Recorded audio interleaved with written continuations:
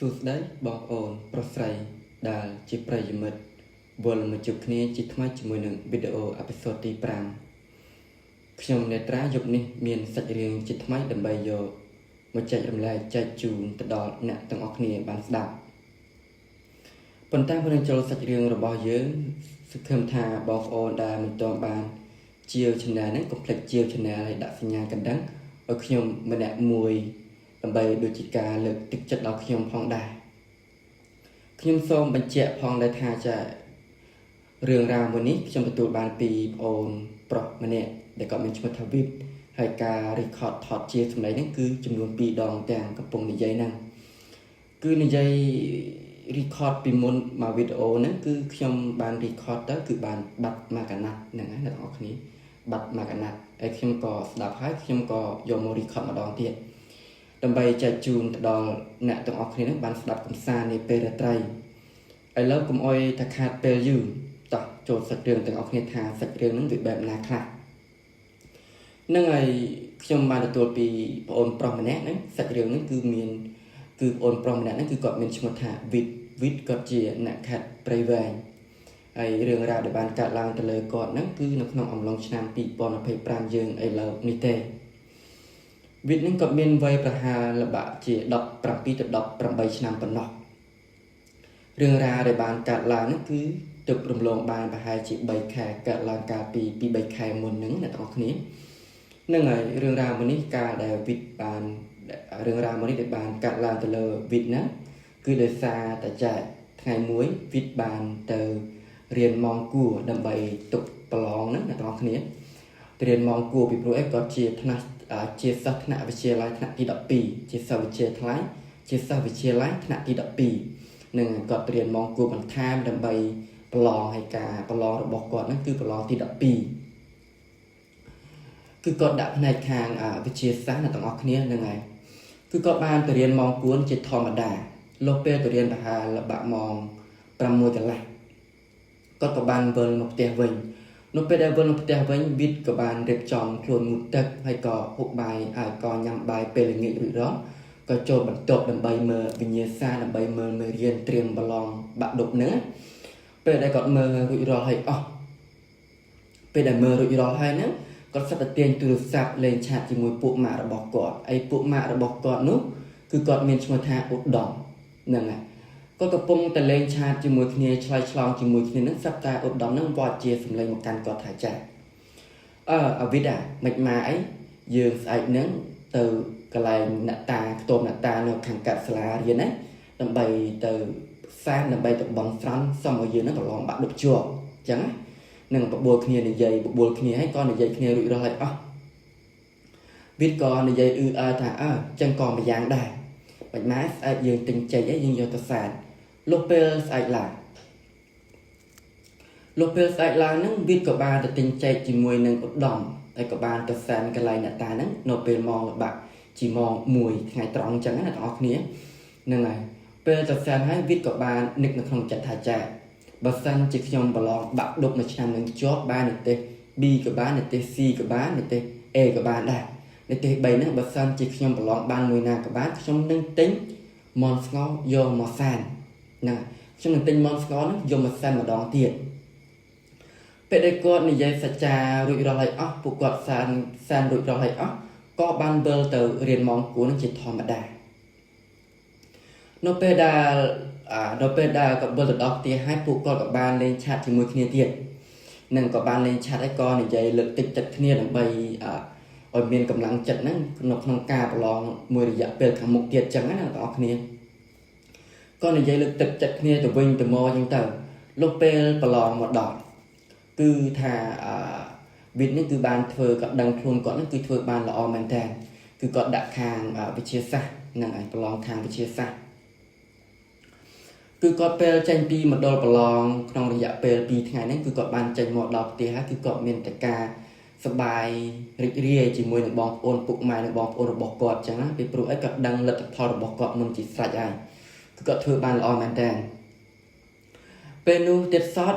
ប្រហែលជារំ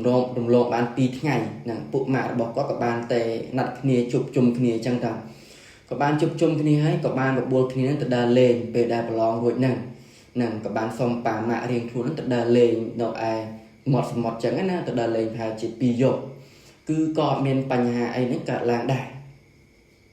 nó về đà vừa một tia với nó cứ có ấy một cột bò càng nghe còn nó tia sầm bài chỉ người bà mạ bọc cọ nó chỉ thò mà đài chỉ tọt miền Pành Hà ấy đây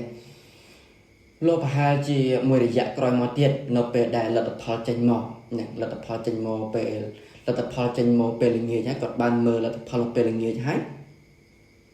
cứ có chỉ mùi nằm bụng mai bong ôn rồi bọc cọ nó ba mà rồi bọc cọ chỉ mùi nằm cầm cua xa rồi bọc cọ nó ngay nông cái này hô cái chuyện mình đài bị pro ấy biết ban bằng lòng chọn này tê si nó là tao cái này biết ban bằng lòng chọn này tê si cứ có sự bài o mình đài nó về nó hay dục làng lô bè dục cái nào ăn tiệm đó có kềnh nè lô bè để có kềnh nữa nè có sắp tay vô sắp khơi nari mình nè sắp tay mình nè liệt bẹp chút bồ rán nè môn này dây chỉ mùi cọt thả trà à vậy để bàn son này giá chỉ mùi kỹ à vậy để bàn son này giá chỉ mùi kế cua tay complex anh lô bè nè kế một tiệm ti hai sắp tay mình nó sắp tay chừng auto kháng mục tiêu rồi bao vít nè sắp tới chừng ô từ mục hàng mục tiêu bỏ vịt nâng ấy biết các bạn sầm lăng được tam bài nâng hay các bạn sầm lăng từ mới các bạn khơi bỏ trong năng nè để cọt sliệt tròn của bần bò của hóm ai các vật các bạn rồi bỏ cọt nó có bò của hóm đây ai nó hàng đăng đai nên hàng chơi đây rồi bỏ cọt nó cứ miên cũng mà đây nên cũng mà ra chừng luôn pì nè nó phong khảo hay sắp ta bò đó mình nè nó các bạn để dây một căn vịt thả cua ta cùng plek nọ vào để bàn sân này già sắp ta này dây chẳng bóng ổnเป็นโน้ตวิสัยทัศน์ดังคลุ้งคือหลุดบะไปให้จีมอปรามพลีก็กับการเต็งตรุษศัพท์จัดเลยมาสิทุกก็ได้ตัวเวงนำไปได้เงือบมอไปให้จีมอจัดปรามปีก็กับการงุดตึกงุดไอรุจิตสายใช้กับการหกอาหารไปเปรกกับการจีมันโตนั้นตัวเลงอุดดอมกับการเตอในใยคเนเลอย่างปีกาปลองนั่ง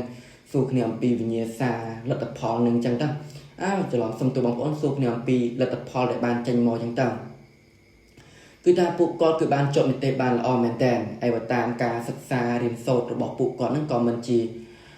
ละออประมาณได้นั่นเวลขณะมากัวซ้อมจังนั้นต่างวิทย์ต่างอุดมนั่งปุกมากับเซนเดียจังต่าง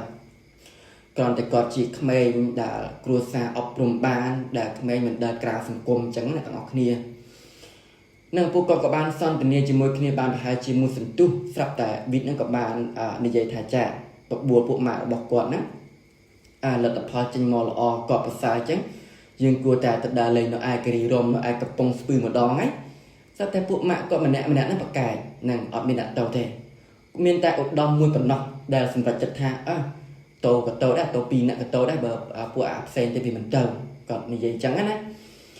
วิทย์กับบ้านในยัยกับบ้านซัฟโรคเนี่ยกับบ้านรถสอบจมูกเนี่ยกับบ้านโตแต่ปีเนี่ยเทคือตัดดาเลยเนาะไอกรีรมนั่ง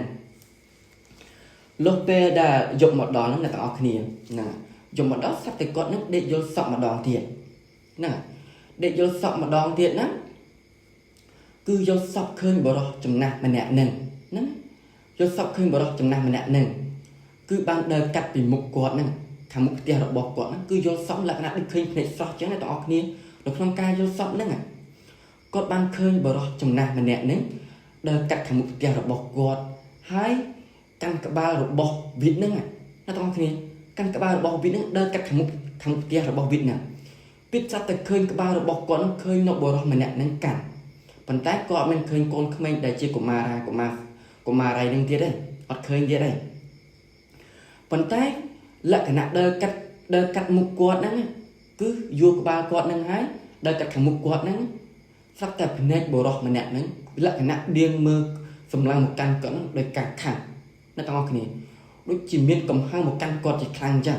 คือบางดาวพอดเตอร์สัตว์กอบยักดังคลุ้งสอบเปลืองเตี้ยซอสคือสำลังสกายปลุกขังมุกเตี้ยระบบกอดนั่นคือคลังนั่นแหละสกายระบบกอดปลุกดอกหนักปลาระบบวิดนั่งบานจังปีขังขนมประตูสำระระบบกอดนั่นจังมือมือขังมุกเตี้ยให้นั่งจุ่มเป็นปะระเวนแต่จังเตอร์นกเปดาจังมือกรบจงกรอยให้วิทย์กับบ้านจังมอจีมวยได้กับบ้านในใจจีมวยปลากอดปีนี้ปีนู้จังละท้าให้เอาไว้บ้านจีสกายปลุกจังนั้นนะกอดเป็นไอกาลางได้โลเปรกหลังวิทย์กับบ้านเตะตะตรงเตะอุดดอมนะซับแต่เปลเตะเตะนั้นอุดดอมกับบ้านในใจสร้างซาถ่ายใจ anh mình ban tàu thế mệt má chăm mơ mà dạy thế đó chăm tự đa lên cái gì đâu bị pro anh pe nó cặp bông tẻ chữ anh chữ cặp pe nè ngài sao tại viết lư hai nó có ban chi mà to nó từ mờ ở đầm nó pe đã chi mà to từ mờ ở đầm hai có ban để dạy kia bị nua còn để dạy đặt ngay kia tờ chẳng tờ sao tại viết nó để dạy thà mệt má tờ sao tịch coi nâng mang tờ nâng nhìn tờ dương mệt má nhìn tờ chung luôn pi dục dương tờ ngày sau về bếp thấy dương vươn một với nhật ngày chăn về ngày là phiêu chẳng á còn dây bị nua chẳng tờ có phần rách kia thà tờ sao tịch coi nè sạc đá coi nè viết của ban bơm một ta bên chỉ thò mà đà lốp rồi hột đỏ về ngày muối sắp ta út đóng nó ban chi mà to màu lên ta vịt hay có ban số thà này dây hay có ban này dây khi nào pi ca tự đa lên pi nè nè này dầm pi ca tự đa lên cái rôm nè sắp ta này dây hay có vịt nó sắp đầm mèo làm thà on còn mình chọn tổ mình tết trong tổ mình tết trắng là tao ní lạ nè ha sắp trong tớ ha sắp tết ở trong tổ chân tàu có nó on nhé có út đóng nó có ban này dây thà chả cùng rồng rồi bao giờ riệp chóng mà bây giờ mình tới về đôi chỉ khó khăn ai bờ san thì dân khó khăn mà đó nó ai tha lực đó giờ mình cùng rồng trong tàu thiệt đó giờ mình bàn tàu thiệt viết co kết ha mạnh má tàu của tàu đấy chứ nè có phần chật như ta tàu sao tịch còi nè sao đá còi nè nó bây giờ ngày một đỏ ngày sau một đó tụi con cả bàn riệp chóng nó tranh đầm là tàu đà lên nó cái gì rồi nè tụi con cả bàn thôi đầm là tới cọ mình bành hại cả làng đà nó bây giờ từ đó cái đó là bạn hai chỉ mong pì rồi phiền á nàng phụ các bạn được trong bỏ tòng hay còn có miếng tòng mùi tiệt tòng liệt luôn tòng liệt bỏ xó thả nó sầm rạp bọtไปเลยได้đầm bay đậpเพลิงđập ấy nữa cắtเพลิงcắt ấy nó cùi phật phi ấy nó không chẳng á nàng phụ các bạn được trong hai bạn hai chỉ mong bay chiêng chật buồn á các bạn đặt thọt ụp lề nó về đặt thọt ụp rụi đó hái sắp ta viết ban chạy ụp thọt gọt mờ có sắp tới khơi lúc thọt mà phần lặng nó có khơi phần mong mau mui nó thẳng còi nè có cả ban xua tơ ột đom thằng chồng rụp na cái hay thọt trộm đấy đấy hai chỉ cái đề cắt chẳng á là cái nào ột đom cả ban để dây tập tập bịt nữa hai chỉ cái đề cắt đây nè khơi được chỉ phần món hai chỉ cái đề cắt chẳng bị rối mình men mua tại bọt tông thì dương nè cái nặng xe nhất có mò đây ai ta cái bọt bài về nâng chẳng tao nè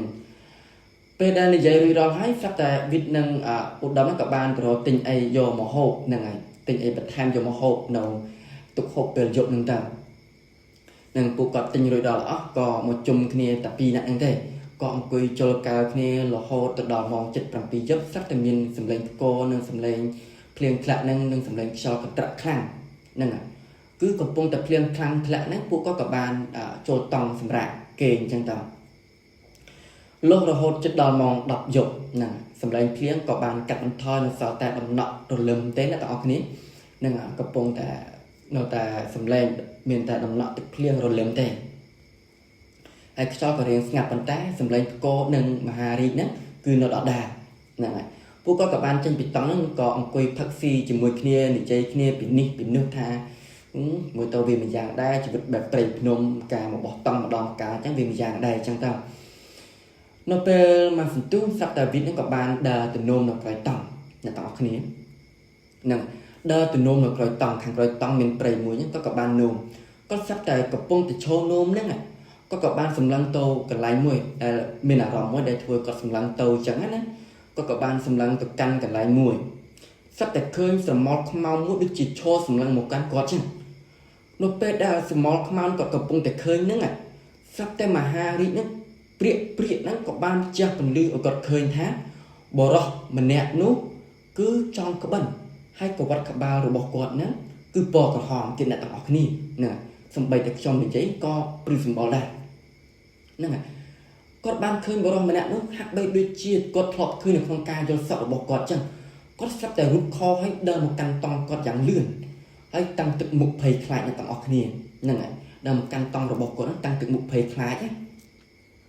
nó bên nó út đom các bạn khơi tự mục được chỉ phơi khai những khuôn pram nhỏ bỏ vịt các bạn phơi cần vịt thả trả anh vịt cả thay bờ buồn nâng ngày mình ai phong luôn nâng ngày vịt có tỏ bên thả anh mình cắt ai anh từ nôm mình các bạn khơi sạch là muôn sạch ai rồi cắt mục chẳng á vía cắt mục chẳng á nâng có như vậy lọt chẳng tao ហើយវិទ្យក៏បានបបួលឧត្តមនឹងចូលតង់សម្រាប់វិញនៅពេលដែលចូលតង់សម្រាប់នឹងហើយល្បាក់ប្រហែលជាម៉ោង12ជាងជិត1ហ្នឹងវិទ្យក៏បានចាប់ដើមដឹងខ្លួននៅពេលដែលវិទ្យចាប់ដើមដឹងខ្លួនស្រាប់តែសម្លេងខ្យល់កន្ត្រាក់មេឃឈើលងលឺសុបប្រាព្រមជាមួយនឹងស្លឹកឈើដែលធ្លាក់រត់រៀននៅលើដីអញ្ចឹងណាជាមួយនឹងសម្រាមអីតិចតួចអញ្ចឹងទៅហើយជាមួយនឹងទឹកដែលនៅមាត់ហ្នឹងនឹងសម្លេងខ្យល់កំពុងតែកន្ត្រាក់ខ្លាំងឡើងលាយឡំជាមួយនឹងសម្លេងសត្វយំពេលរាត្រីអញ្ចឹងទៅគាត់ស្រាប់តែឮសម្លេងសម្រាប់ជើងមនុស្សដើរជំវិញតង់របស់គាត់ហ្នឹងវិទ្យស្រាប់តែឮសម្លេងសម្រាប់ជើងដើរជំវិញតង់របស់គាត់លាយឡំជាមួយនឹងសម្លេងក្រហមហ្នឹងឮចូលក្នុងត្រចៀករបស់វិទ្យហ្នឹងពេលនោះទៀតសតវិទ្យចាប់ផ្ដើមមានអារម្មណ៍ថាចុកពោះបន្តិចនៅទាំងអស់គ្នាគឺគាត់ចុកពោះម្ដងបន្តិចហ្នឹងកាន់តែខ្លាំងឡើងហើយសម្លេងដើរជំវិញតង់របស់គាត់ក៏នៅតែឮដែរហើយសម្លេងក្រហមក៏នៅតែឮជាធម្មតានៅពេលនោះវិទ្យមានអារម្មណ៍ថាភ័យខ្លាចផងហើយអារម្មណ៍មួយទៀតគឺកំពុងតែចុកពោះវិទ្យចេះតែទ្រាំហើយក៏បានទ្រាំលេងវិទ្យក៏ចេះតែទ្រាំរហូតដល់ទ្រាំលេងបានដាស់ឧត្តមដែលដេកចិត្តហ្នឹងនឹងដែលដេកជាមួយគ្នាក៏បានដាស់ឧត្តមប៉ុន្តែឧត្តមហាក់បីដូចជាមិនដឹងខ្លួនតតែសោះហ្នឹងគាត់ក៏ទ្រាំលេងបានក៏បានរត់តង់ហ្នឹងដើម្បីចេញមកធ្វើធុរៈតខ្លួនហ្នឹងរត់តង់ពេលដែលកំពុងតែរត់តង់បានពាក់កណ្ដាលហ្នឹងវិទ្យស្រាប់តែឃើញមនុស្សស្រមោលមនុស្សជាច្រើនកំពុងតែអង្គុយស៊ីសំណានកំពុងតែអង្គុយស៊ីសំណង់ដែលសល់ពីគាត់ហ្នឹងអ្នកទាំងគ្នាហ្នឹងនៅខាងមុខតង់របស់គាត់ហ្នឹងកំពុងតែអង្គុយស៊ីលើមកឈ្មោះលក្ខណៈគាត់មើលមិនយល់ថាវាជាអីចឹងណាអ្នកទាំងគ្នាប៉ុន្តែឃើញហាក់បីដូចជាសុទ្ធតែជាស្រមោលទេនៅពេលដែលពលឺជះដោយសម្លេងផ្គរលាន់ចឹងណានឹងមហារាជចាំមកព្រាកចឹងទៅស្រាប់តែពេលនោះវិទ្យក៏បានដៀងភ្នែកទៅក៏បានឃើញបរិសុទ្ធចំណាស់ម្នាក់កំពុងតែឈរសម្លឹងមកកាន់គាត់ដោយកែវភ្នែកក្រហមហ្នឹងហើយឈរចង្អុលមកគាត់ថាពាក្យសន្យាហែងគួរតែកុំភ្លេចបើសិនជាហែងភ្លេចហើយមិនធ្វើឲ្យអញទេទៅវិញច្បាស់ជាមានរឿងធំជាមួយអញចាក់ជាមិនខានដែរគាត់ស្រាប់តែឃើញហើយក៏កាំងមួយផ្លែតហ្នឹងអ្នកនរគ្នាហ្នឹងក៏កាំងមួយផ្លែតហ្នឹងកាំងមួយគណៈហ្នឹងនៅពេលនោះស្រមោលនោះក៏បានមកបាត់ម្ដងបន្តិចគាត់ក៏បានដឹងខ្លួនក៏បានស្រេចមួយទំហឹងតែម្ដងនៅពេលដែលស្រេចមួយទំហឹងហើយស្រាប់តែឧត្តមភ្ញាក់ដឹងខ្លួនអ្នកនរគ្នាឧត្តមក៏បានភ្ញាក់ដឹងខ្លួនក៏បានស្ដាប់ហើយកាត់ថៃចឹងណាខ្លាចពួកម៉ាក់របស់ខ្លួនឯងនេះវាកាត់ថៃណាកាត់អីចឹងទៅនៅពេលនោះទៀតសតឧត្តមក៏បានប្រាប់ថាអត់មានអីទេមិនមកដេកតោះយើងនាំគ្នាដេកវិញហ្នឹងហើយប៉ុន្តែវិទ្យហ្នឹងប្រាប់ឧត្តមតាំងសំឡេងញ័រទៅត្រឹតតាំងសំឡេងភ័យហ្នឹងនៅពេលដែលវិទ្យដេកហ្នឹងវិទ្យដេកតាំងភ័យញ័រមែនតើណាវិទ្យដេកតាំងភ័យញ័រពេលនោះទៀតសតព្រឹកឡើងណាគម្រោងដើរទៅដើរលេងពេលយប់ទៅដើរលេងនឹងដេកនៅបោះតង់ហ្នឹងគឺពេលយប់ពេលយប់ប៉ុន្តែគាត់សម្រេចថាទៅមួយយប់ទេនឹងអារម្មណ៍របស់គាត់លែងស្រស់ស្រាយអញ្ចឹងណាបងប្អូនហ្នឹងហើយពួកគាត់ក៏លុះព្រឹកឡើងក៏បានវិទ្យនឹងបបួលឧត្តមនឹងវិលមកផ្ទះវិញតាំងយកលេសថាអញស្រួលខ្លួនអារម្មណ៍ស្រស់ស្រាយប៉ុន្តែឧត្តមមើលទឹកមុខទៅវិទ្យនឹងដូចជាមិនស្រស់ស្រាយមែនមើលទៅដូចជាស្រពោនអ៊ូអាប់អញ្ចឹងមិនជាស្រស់ស្រាយទេពួកគាត់ក៏បានវិលមកផ្ទះវិញពេលព្រឹកហ្នឹងនៅពេលដែលវិលមកដល់ផ្ទះហ្នឹងក៏អត់មានអីកើតឡើងដែរបញ្ហាក៏មានអីកើតឡើងឧបសគ្គអីហ្នឹងក៏មានអីកើតឡើងទៅដល់លើពួកគាត់ដែរលុះពេលដែលពួកគាត់មកដល់ផ្ទះវិទ្យមកដល់ផ្ទះហើយក៏មិនជាកើតអីធម្មតាគ្រាន់តែអារម្មណ៍របស់គាត់ហ្នឹងមិនស្រស់ស្រាយវាចិត្តតែ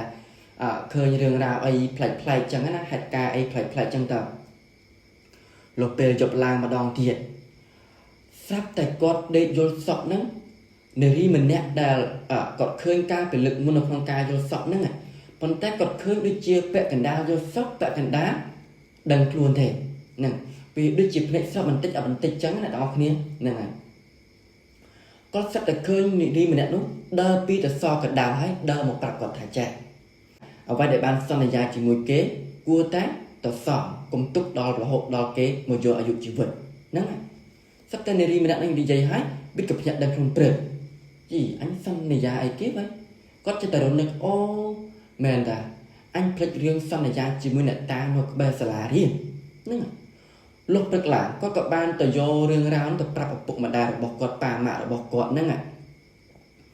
ប្រាប់ប៉ាម៉ាក់របស់គាត់ហើយប៉ាម៉ាក់របស់គាត់នោះទៀតសតគឺគាត់មិនជឿទេអ្នកទាំងអស់គ្នាគាត់មិនជឿនៅរឿងរ៉ាវដែលវិទ្យនិយាយទេហ្នឹង គាត់ហាក់បីដូចជាមិនជឿទៅលើអបិយជំនឿចាស់ហើយវិទ្យនោះក៏មិនដឹងជាធ្វើមិនដែរឪពុកម្ដាយគាត់និយាយថាហើយទៅជឿស្អីអារឿងចឹងចឹងវាគ្មានប្រយោជន៍ចឹងណាហ្នឹងហើយចិត្តតែដេកមកមើលមកមេមកពីព្រៃភ្នំមកពីដើរលេងហើយអស់កម្លាំងល្វើយហត់ចឹងចិត្តតែល្វើល្វាយឃើញចេះឃើញចុះចឹងទៅហ្នឹងឪពុកម្ដាយគាត់និយាយមកប្រាប់វិទ្យអញ្ចឹងទៅលោកពេលវិទ្យក៏លឺចឹងក៏គាត់គិតតាមឪពុកម្ដាយរបស់គាត់និយាយទៅក៏វាមួយយ៉ាងដែរអាចថាមកពីគាត់អស់កម្លាំងហើយពេលដែលគាត់យល់សពដំបងអាចថាមកពីគាត់នឹងគិតច្រើនអំពីការរឿងប្រឡងវាស្មុគស្មាញចឹងណាហ្នឹងហើយលោកបានប្រហែលជាមួយរយៈក្រោយមកវិទ្យក៏បានជិះម៉ូតូហ្នឹងទៅដើរលេងនៅកន្លែងមួយហ្នឹងក៏បានត្រូវបានគ្រោះថ្នាក់ចរាចរណ៍ហ្នឹងអ្នកទាំងអស់គ្នាគឺបានគ្រោះថ្នាក់ចរាចរណ៍ហ្នឹងធ្វើឲ្យគាត់ហ្នឹងវាធ្ងន់ធ្ងរគួរសមដែរគឺដល់ថ្នាក់គាត់ដេកពេទ្យហ្នឹងក្នុងរយៈពេល1ខែហ្នឹងហើយនៅពេលដែលគាត់ដេកពេទ្យក្នុងរយៈពេល1ខែហ្នឹងឪពុករបស់គាត់ហ្នឹងគឺបានយល់សពឃើញជំនាញផ្ទះហ្នឹងប្រាប់ដែលស្ត្រីម្នាក់ដែលបានមកដាស់តឿនវិទ្យហ្នឹងពីបេដងហ្នឹងដែលសិទ្ធិឈុតបុរាណហ្នឹងប្រាប់គាត់ថាកូនរបស់អ្នកឯងហ្នឹងគឺបានទៅសន្យាជាមួយគេបើសិនជាមិនធ្វើតាមសន្យាដែលបានសន្យាទេអាចនឹងមានបញ្ហាដល់អាយុជីវិតចាក់ជាមិនខាននៅពេលនោះឪពុកម្ដាយឪពុករបស់គាត់ក៏មិនជឿទៀតអត់ទាន់ជឿទេលុះត្រាតែទៅបញ្យល់សពដល់ម្ដាយរបស់គាត់ម្ដងទៀតទាំងអស់គ្នាលក្ខណៈនៅក្នុងការយល់សពហ្នឹងមិនមែនជានាងតាស់ទៅបញ្យល់សពម្ដាយរបស់គាត់ទេគឺអ្នកតាមក្បែរសាលាហ្នឹងគឺបានទៅបញ្យល់សពទៅអ្នកម្ដាយរបស់គាត់នឹងថាចាបើសិនជាអញមកប្រាប់លើកនឹងមិនធ្វើតាមអញទេ2ថ្ងៃទៀតកូនរបស់ឯងកូនរបស់លក្ខណៈពីអសរោះពេកអ្នកទាំងអស់គ្នាលក្ខណៈឥឡូវខ្ញុំនិយាយពីឲ្យរៀងសំគួរបន្តិចកូនរបស់អ្នកឯងនឹងស្លាប់ហើយអញនឹងយកទៅនៅជាមួយហ្នឹងហើយគឺនិយាយមកដូចជាមានកំហឹងខ្លាំងមែនដែរនៅពេលនោះទៅសិតលុះព្រឹកឡើងហ្នឹងម្ដាយរបស់គាត់ហ្នឹងក៏បានទៅទិញមាន់ស្ងហ្នឹងសំទោសខ្ញុំនិយាយច្រឡំលុះព្រឹកឡើងហ្នឹងម្ដាយរបស់គាត់ហ្នឹងគឺបានសួរទៅកាន់កូនរបស់កូនប្រុសរបស់គាត់ហ្នឹងសួរថាអូនឯងមានបានទៅនិយាយសន្យាជាមួយអីអ្នកតាឬក៏អ្នកណាអីអមនុស្សអីទេណាកូនគាត់ក៏និយាយថាខ្ញុំបានទៅសន្យាជាមួយអ្នកតាក្បែរសាលារៀនតែខ្ញុំនិយាយប្រាប់ប៉ាម៉ាក់ដែរតែប៉ាម៉ាក់មិនជឿប៉ាម៉ាក់ថាខ្ញុំនឹងល្វើល្វាយនឹងស្រាប់តែឪពុកម្ដាយរបស់គាត់ហ្នឹងភ្ញាក់ដឹងខ្លួនព្រឹកហ្នឹងថាអូអារឿងនេះគឺវាមានពិតមែនហ្នឹងហើយអាការជឿទៅលើអបិយជំនឿគឺវាមានពិតមែនគាត់ក៏បាននិយាយថាគាត់ឯងបានសន្យាថាសែនអីឲ្យគេហ្នឹងគាត់សឹកតែនិយាយថាខ្ញុំបានសន្យាថាសែនមន់ស្ងនឹងឲ្យគេពេលដែលកូនបានប្រឡងបានជាប់និទេសល្អហ្នឹងពេលប្រឡងបាក់ដូចជាប់ហ្នឹងពួកគាត់ក៏បានទៅធ្វើតាមពាក្យសម្ដីរបស់កូនប្រុសរបស់គាត់នឹងប្រាប់ហ្នឹងក៏បានទៅទិញមន់ស្ងហ្នឹងយកទៅសែនអ្នកតានឹងមែនហ្នឹងពេលដែលសែនរួចរាល់ហើយអស់មករយៈធំហ្នឹងវិទ្យក៏បានដើរជាធម្មតាមិនជាបញ្ហាអីទេហ្នឹងសុខភាពរបស់គាត់ហ្នឹងក៏មមតមកវិញដែរហ្នឹងហើយអ្នកទាំងអស់គ្នាពេលខ្លះយើងការសន្យារបស់យើងហ្នឹងយើងកុំទុកចោលអីបើសិនជាយើងបានសន្យាជាមួយគេហើយយើងគួរតែទៅធ្វើឲ្យហើយទៅកុំអោយទុកដល់ថ្នាក់ផ្លិចកុំអោយគេមកទៀមទាកុំអោយគេមកគំរាមកំហែងរបស់យើងហើយចុះបើសិនជាអ្នកតានឹងមិនប្រភេទជាសមាទិដ្ឋិជាមច្ឆាទិដ្ឋិគេយកអាយុជីវិតរបស់យើងទៅបាត់ទៅគិតមិនវាមិនអាចបកក្រោយបានទេហ្នឹងហើយពីព្រោះអីពពួកអមនុស្សវាមានចំណុច2យ៉ាងហ្នឹងវាមានប្រភេទ2យ៉ាងបងប្អូនត្រូវយល់ថាវាមានប្រភេទសមាទិដ្ឋិនិងមច្ឆាទិដ្ឋិអ្នកខ្លះក៏យល់ឃើញត្រូវអ្នកខ្លះទៀតក៏យល់ឃើញខុសចឹងទៅហើយចំណែកអ្នកយល់ឃើញខុសហ្នឹងពួកការដែលធ្វើបាបមនុស្សយើងហ្នឹងហើយចំណែកអ្នកដែលយល់ឃើញត្រូវហ្នឹងលុះត្រាតែយើងទៅសន្យាជាមួយគេទៅសច្ចាជាមួយគេអីទៅគេមកទៀមទាហើយបើសិនជាយើងមិនធ្វើតាមគេទេវាអាចនឹងគេមកធ្វើបាបយើងដូចជារឿងរ៉ាវរបស់វិទ្យអញ្ចឹងទៅហ្នឹងហើយបងប្អូនគ្នាហ្នឹងហើយរឿងរ៉ាវរបស់វិទ្យហ្នឹងគឺមានតែប៉ុណ្្នឹងទេឥឡូវថាពេលវេលារបស់យើងខិតហ្នឹងខ្ញុំក៏សូមលើកយកនៅរឿងរ៉ាវមួយទៀតដើម្បីយកមកចែករំលែកចែកទៅដល់អ្នកទាំងអស់គ្នានឹងបានស្ដាប់ហើយរឿងរ៉ាវមួយនេះគឺបានកាត់ឡើងទៅលើ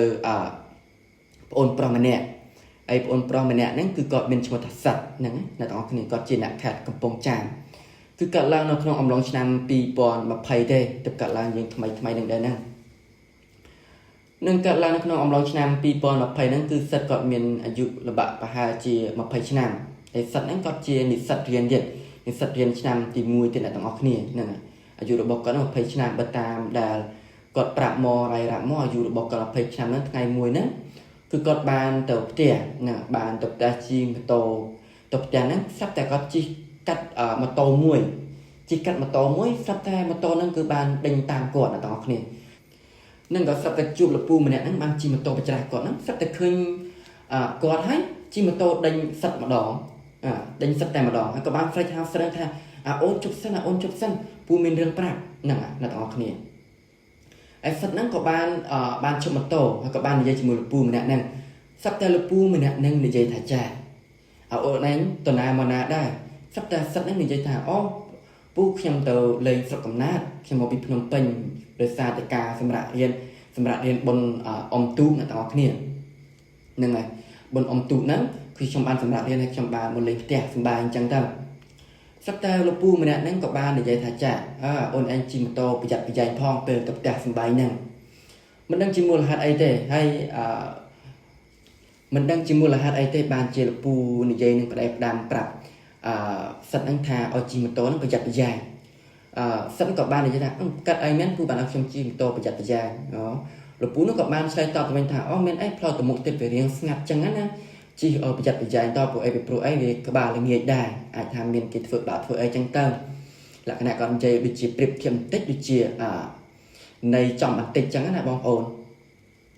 គឺបាននិយាយប្រាប់រួចរាល់ហើយសិតក៏បានលាលោកពូម្នាក់ហ្នឹងធ្វើដំណើរទៅផ្ទះគាត់បន្តទៅមុខទៀតចឹងតា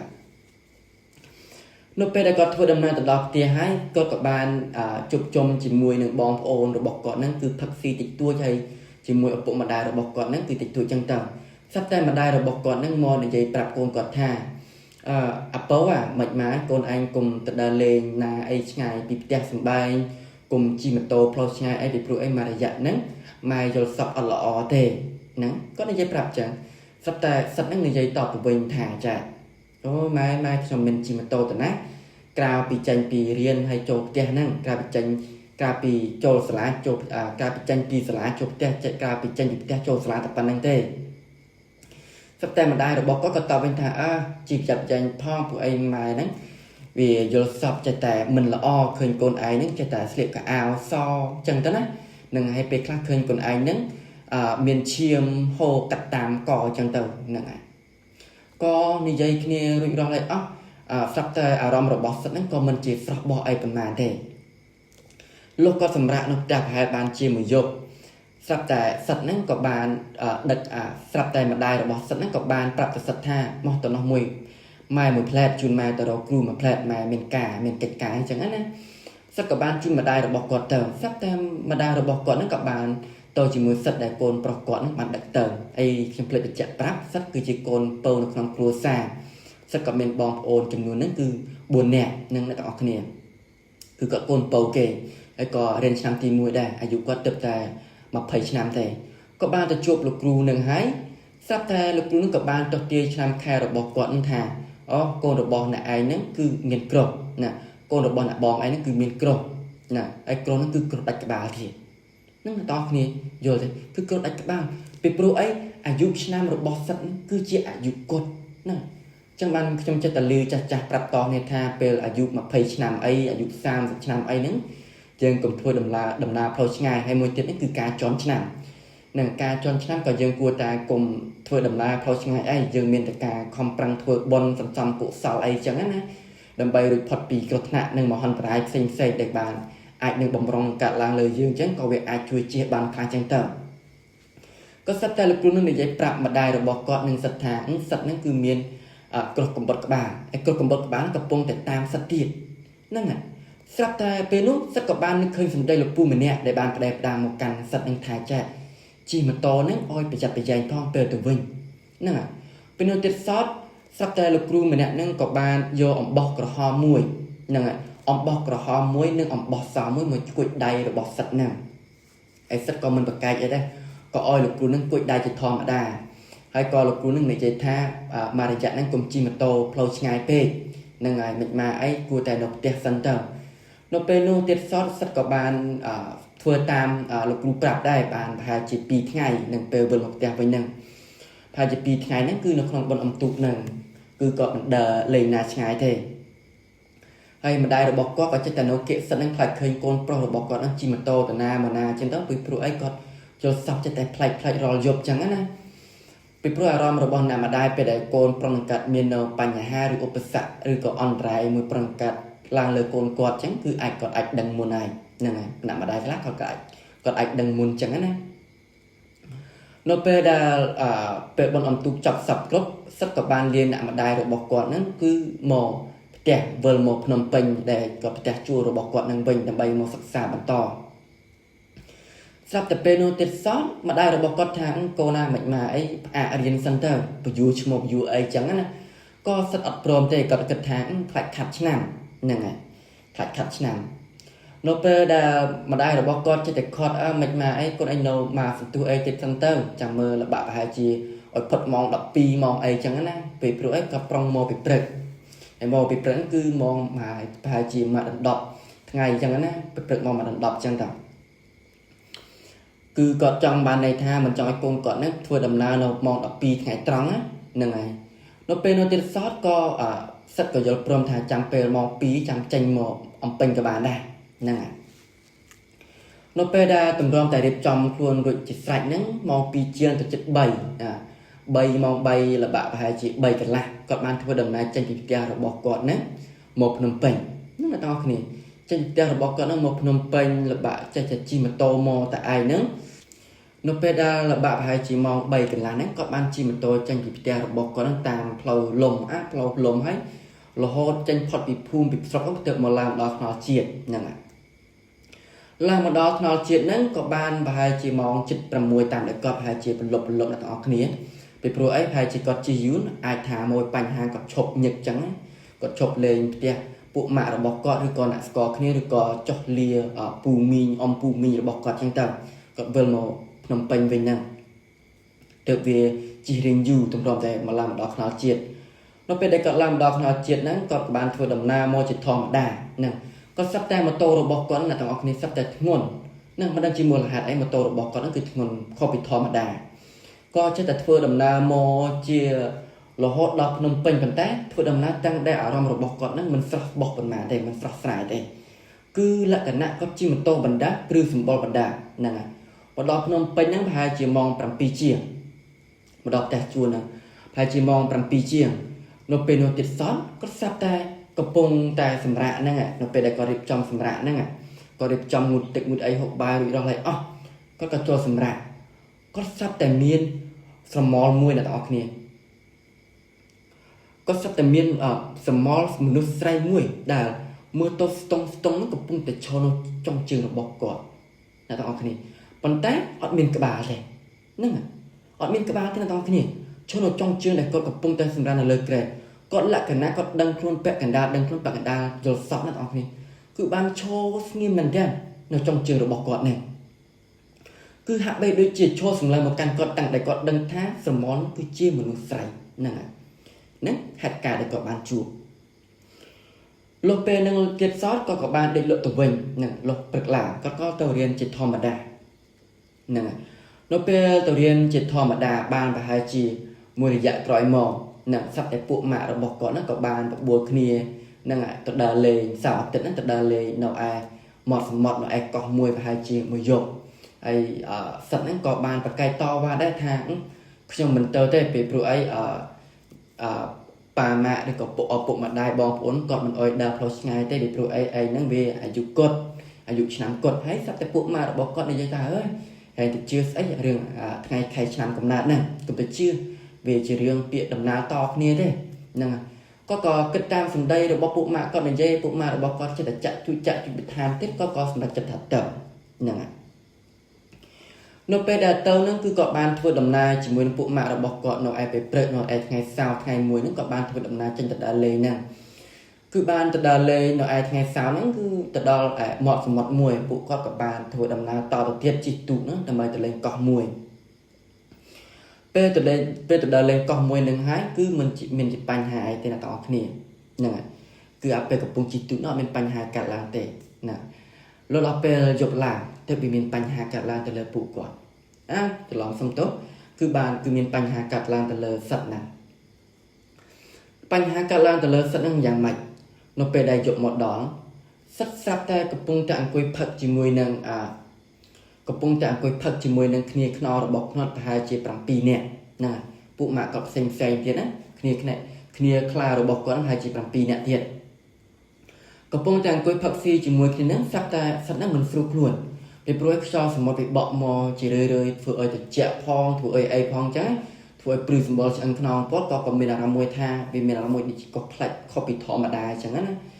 គាត់ក៏បានប្រាប់ពួកម៉ាក់គាត់ថាអញចូលដេកមួយអញដូចជាមិនស្រួលខ្លួនសោះពួកម៉ាក់គាត់ក៏ថាឆាប់ចូលដេកណាកំពុងតែអង្គុយផឹកស៊ីសប្បាយផងក៏សត្វហ្នឹងក៏បាននិយាយតបទៅវិញថាចាអញមិនស្រួលខ្លួនបានជាអញចង់នៅតហ្នឹងគាត់ក៏បានមកចូលដេកក្នុងតង់ហ្នឹងនៅពេលដែលចូលដេកហើយស្រាប់តែយកប្រហែលជាម៉ោង3អ្នកទាំងអស់គ្នាគាត់ក៏បានដឹងខ្លួនគាត់ដឹងខ្លួនគឺគាត់ដេកលេងលំ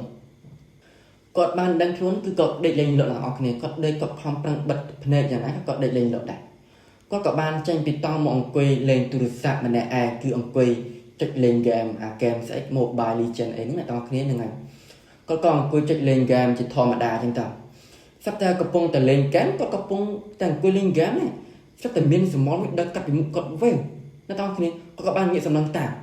គាត់បានឃើញទៅអត់មានឃើញអីទេអ្នកទាំងអស់គ្នាសម្លឹងតាមគាត់មានឃើញអីទេគាត់លក្ខណៈឃើញមកផ្លេតក៏បាត់មកផ្លេតចឹងណាហ្នឹងគឺឃើញចឹងហើយសាច់រឿងមួយនេះគឺមានហាក់បីដូចជាវាស្តៀងគ្នាជាមួយនឹងសាច់រឿងយើងពីមុន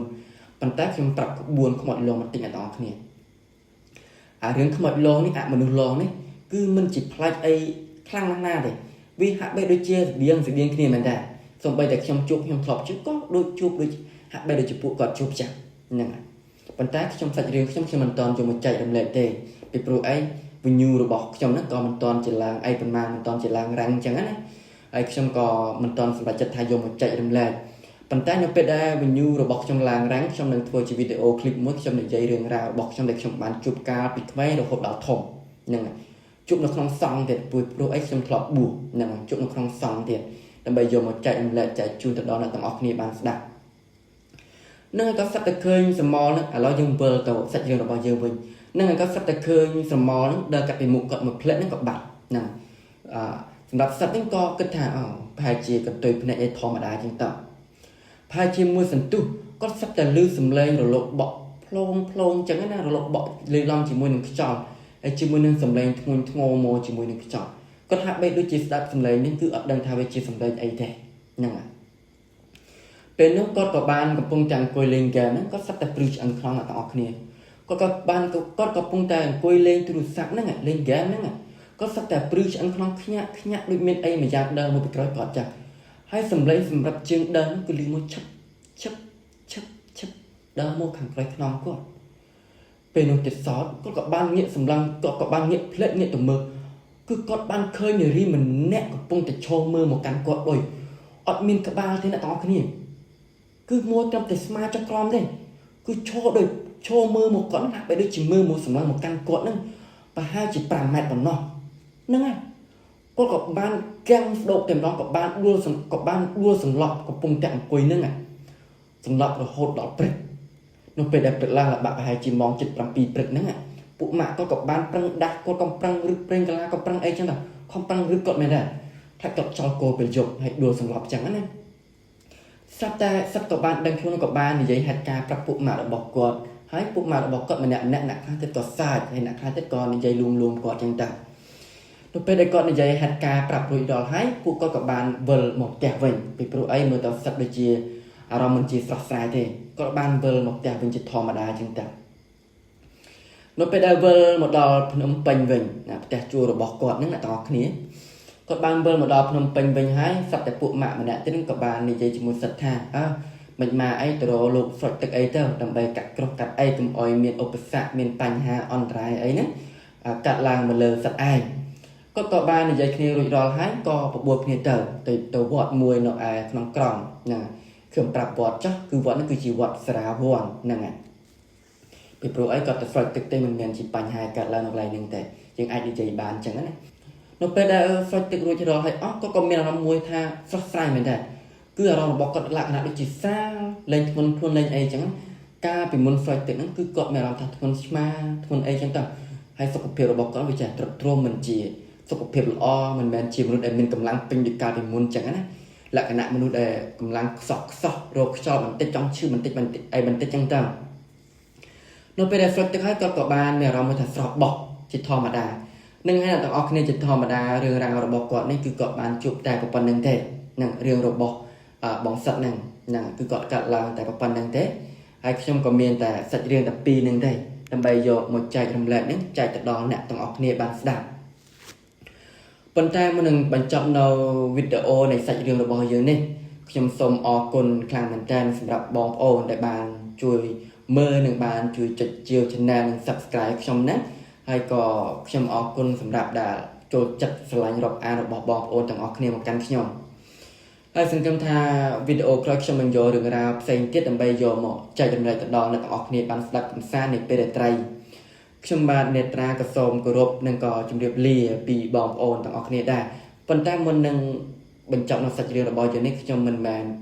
និយាយមកឲ្យបងប្អូននឹងជឿទាំងស្រុងទេសង្ឃឹមថាបងប្អូននឹងជឿ50អត់50ទៅចោះចាត់ទុកថាវាជាសាច់រឿងបំពេអារម្មណ៍និងកំសាន្តអារម្មណ៍របស់អ្នកទាំងអស់គ្នាខ្ញុំបាទនេត្រាសូមអរគុណនិងជម្រាបលា